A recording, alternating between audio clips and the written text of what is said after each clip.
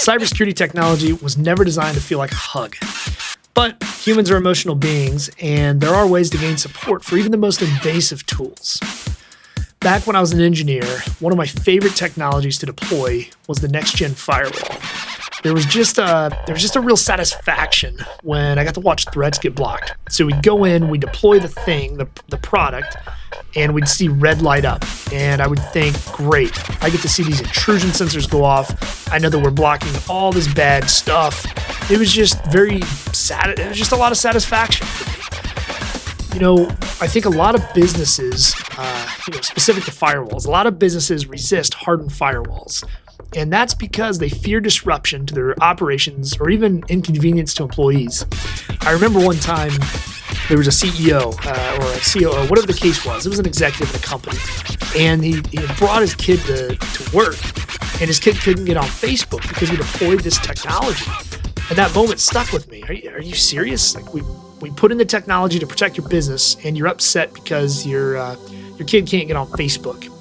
But then I also remember a manufacturing facility, they gave a green light to turn on all these security features and block all the things.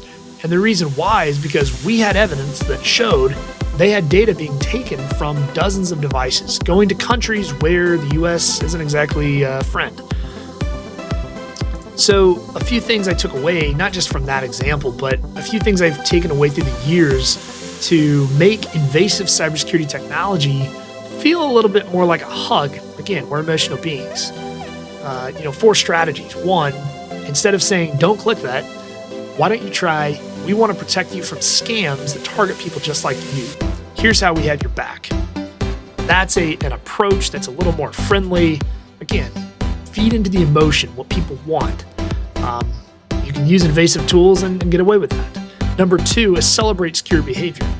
A simple, nice job reporting that phishing email, or even just a leaderboard that shows people who have done good practices. It can help people feel seen and heard. And over time, that strengthens your security culture. A third strategy is to make security tools invisible.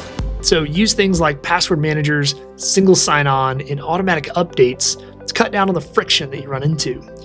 Because when security feels seamless, it feels a lot more like support. You're supporting the organization. It's not surveillance. And then strategy number 4, frame it as empowerment, not enforcement. So find ways to position cybersecurity as a way to protect their identity, their data, and their peace of mind, not just the company's assets. Remember, you can disrupt Facebook for a day, or you can explain to your board why you didn't stop the breach. Your choice.